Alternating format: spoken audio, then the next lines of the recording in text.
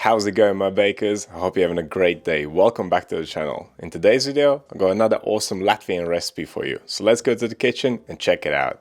The use of cottage cheese is extremely common in Eastern European baking. You'll find it in sweet and savory applications. It gives the baked goods a nice tangy flavor and it keeps them moist and fresher for longer. This is definitely one of my favorite Latvian desserts, and it may just be the healthiest cheesecake out there. I mean, you remove the biscuit base and you simply get left with a protein-rich meal. But of course, when we're making cakes, we're not really worried about the healthiness. Flavor and texture are the most important things, right? And this thing will definitely not let you down on those. Moist and juicy cottage cheese base with dried fruits, a delicious layer of fresh berries, and that biscuit for an extra texture. It is amazing. So let's get right to it and see what we need to make it. Now the most important thing is the cottage cheese, which is also known as curd. And you must get your hands on this low moisture stuff. It must be crumbly and dry. Now what is definitely not dry is our next ingredient, which is ricotta, and we'll also need a bit of sour cream. Then 3 eggs split into yolks and whites. We'll also need some sugar, cornstarch, raisins, which are optional. If you don't like them, don't use them. We'll also need some lemon zest and some vanilla paste. When it comes to the berries, you can use any berries that you like. I chose blueberries because they are in season right now, but you could also use some frozen berries if you wanted to. Anything goes here really. Now let's have a closer look at the cottage cheese that I'm using. This has a fat content of 9%, which is most commonly used in baking, but you can definitely get away with other fat percentages. And you should be able to find something like this in most Eastern European shops. I have never found it in a regular supermarket here in the UK. Our cottage cheese here is quite low runnier. Okay, for the biscuit base, I'm using some white bread flour, softened butter, sugar, and some baking powder. As for the equipment, we'll need a bowl, scales, a fine grater for the lemon zest. You can also swap the lemon for orange if you want. Also need a spatula and a whisk. I'm going to use a round cake tin for baking. And this recipe fits perfectly in here. It's about 20 centimeters wide or 8 inches and about 6 centimeters or 2.5 inches tall. You can of course use a wider tin. You could even bake it on a flat tray. My mum normally makes it in a tray like this. It is perfect for when you don't want to make the biscuit base. But if you are going to use a biscuit base for such a large tray, you might want to double up the recipe. Right, to prevent any stickage, line the tin with some non-stick paper and make sure that the sides stick out, because as it bakes, it will rise quite a bit. And we don't want to end up with cheesecake stuck to the bottom of the oven, right? Right, one last thing, the dough scraper will come in handy when making the biscuit base. First things first, let's preheat the oven. 180 degrees Celsius, fan off. And that is 356 degrees Fahrenheit. Yes, it's so quick to make this recipe. That is if your ingredients are weighed out already. We'll start with the base. Combine the sugar and the baking powder. Give it a quick mix, then add the butter. We want to cream the butter and sugar. Do it until the mix becomes pale and fluffy. A soft rubber spatula doesn't really work for this, so use the dough scraper. Simply rub the butter and sugar against the side of the bowl. And about a minute later, it should be nice and light.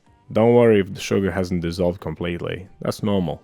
This is what you want it to look like. Now we can add the flour and continue mixing. You can use all-purpose flour, cake flour, whatever. I'm using bread flour, it still works. I actually use bread flour when making shortbread biscuits too. But whatever you choose to use, mix it with a scraper and then finish off by hand. You don't want to see any dry flour, you want the dough to be nice and cohesive. It will still be crumbly, that's how it should be of course.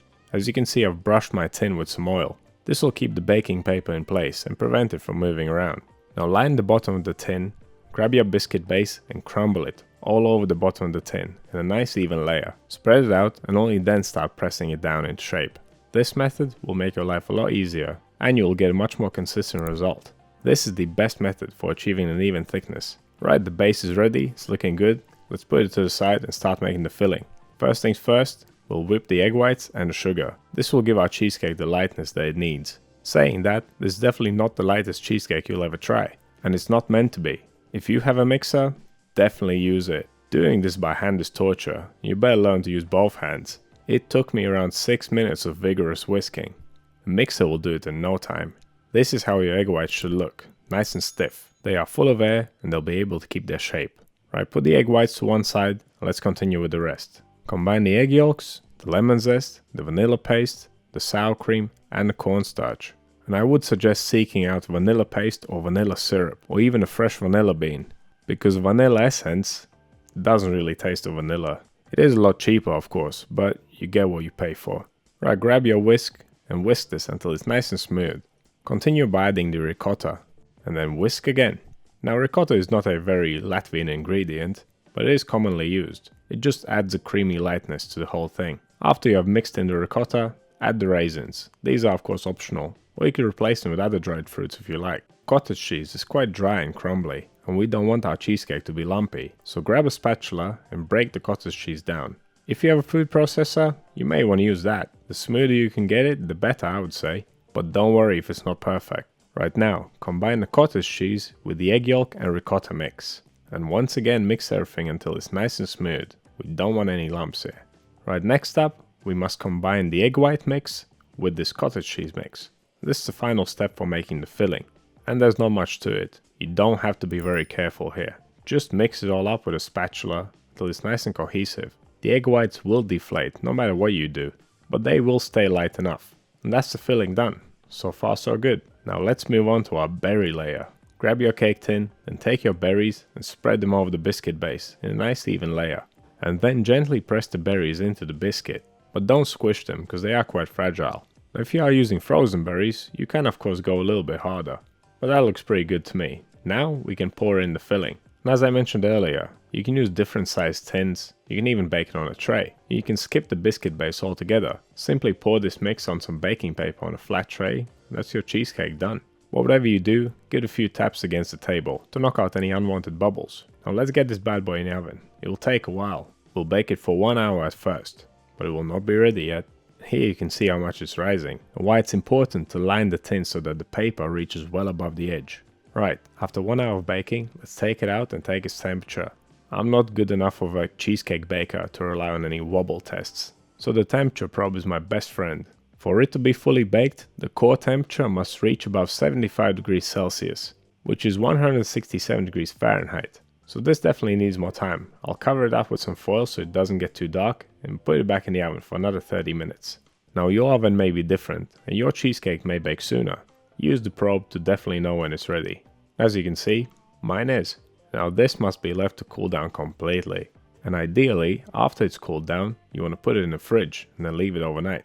It is even better when it's cold and all the flavors get to mingle while it's sitting there. Right, when you take it out of the cake ring, carefully remove the paper, then flip the cheesecake upside down, remove the bottom of the cake tin, but keep the paper on the bottom.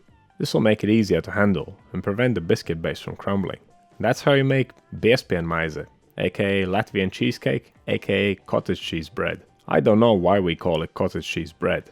It is definitely not bread, but since it's got bread in the name, I thought it was appropriate for this channel.